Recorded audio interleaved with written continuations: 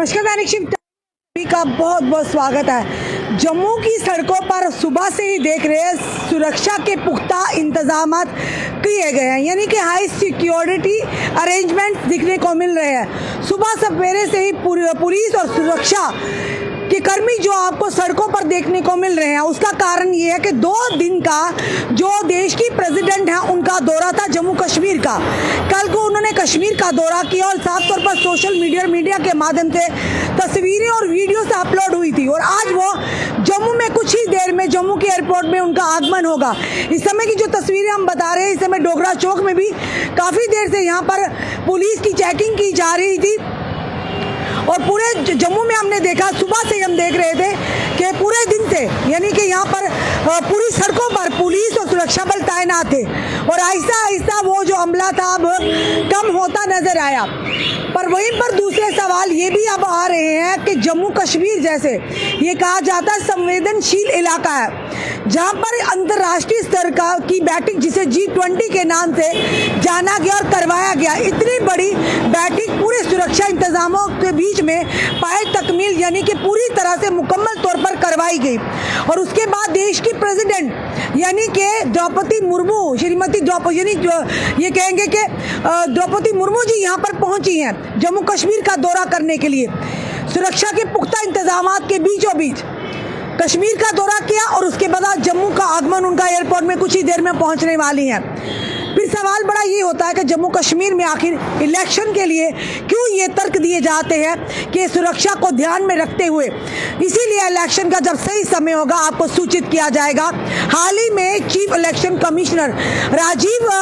जी ने ये कुछ ही देर पहले जब 5 राज्यों के इलेक्शन की तिथियों की घोषणा की थी, ये साफ तौर पर उन्होंने जम्मू कश्मीर के इलेक्शन के लिए ये तर्क दिया था।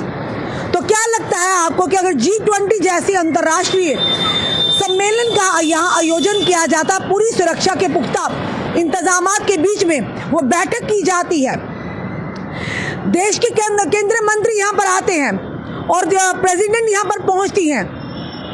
दौरा करती है जम्मू कश्मीर का, पूरी तरह से उनका दौरा सफल भी होता है, और आज जम्मू के में भी आती हैं और आने वाली पहुँचने वाली हैं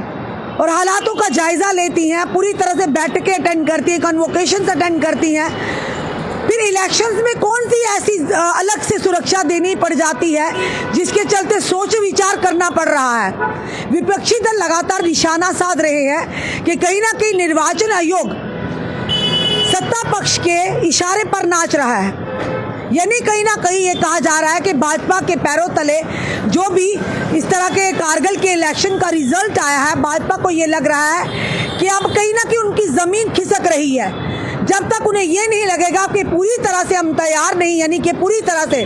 कि हमें ये नहीं लगेगा कि हम इलेक्शन में जीत हासिल करेंगे, तब तक हम इलेक्शन करवाना संभव नहीं है। क्योंकि लगातार अगर जम्मू की बात करें, जम्मू के अलग अलग क्षेत्रों से, चाहे स्मार्ट मीटर्स की बात करें, चाहे हम अलग अलग मुद्दों की बात करें, पानी बिजली की बात करें, चाहे बेरोजगारी की बात करें, चाहे कई युवा हमारे जो घोटालों की बात करें, लगातार सड़कों पर थे, डेली वेजेस की बात करें, होमगार्ड्स की बात करें, fire and emergency services aspirant की बात करें, सड़कों पर था। डेली वेजर्स ने तो यहाँ तक कह दिया कि हम कसम खाते हैं जब तक भाजपा सरकार हमारी मांगों को पूरा नहीं करेगी, हम एक भी वोट अपने अपने परिजनों का भाजपा पार्टी को नहीं देंगे।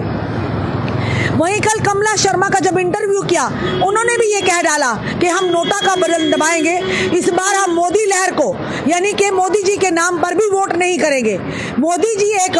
यानी कि बड़े अच्छे प्रधानमंत्री हैं, यशस्वी प्रधानमंत्री हैं, पर मोदी जी के नाम पर उन लोगों ने वोट भी ले लिए थे जिनको शायद सियासत की ABC या ग भी नहीं आया था,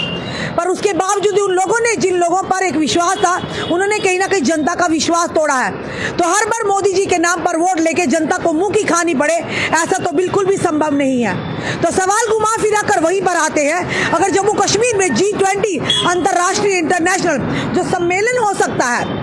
अगर जम्मू कश्मीर में प्रेसिडेंट द्रौपदी मुर्मू जी आ सकती हैं, अगर जम्मू कश्मीर में देश के प्रधानमंत्री जी का आगमन हो सकता है, देश के रक्षा मंत्री आ सकते हैं, देश के गृह मंत्री का यहाँ आगमन हो सकता है, तो फिर जम्मू कश्मीर में इलेक्शन के लिए इतनी कौन सी सुरक्षा इंतजाम करने पड़ सकते हैं जो अभी इलेक्शन यहाँ पर करवाने में बाधा आ रही है। आपके क्या कहना है इस वीडियो को देखकर? अपने कमेंट, अपने सुझाव हमें ज़रूर दीजिए। इस वीडियो को जितना हो सके शेयर कीजिए। जुड़े रहिए ऐसे हमारे साथ अगले अपडेट के लिए। जय हिंद, जय भारत।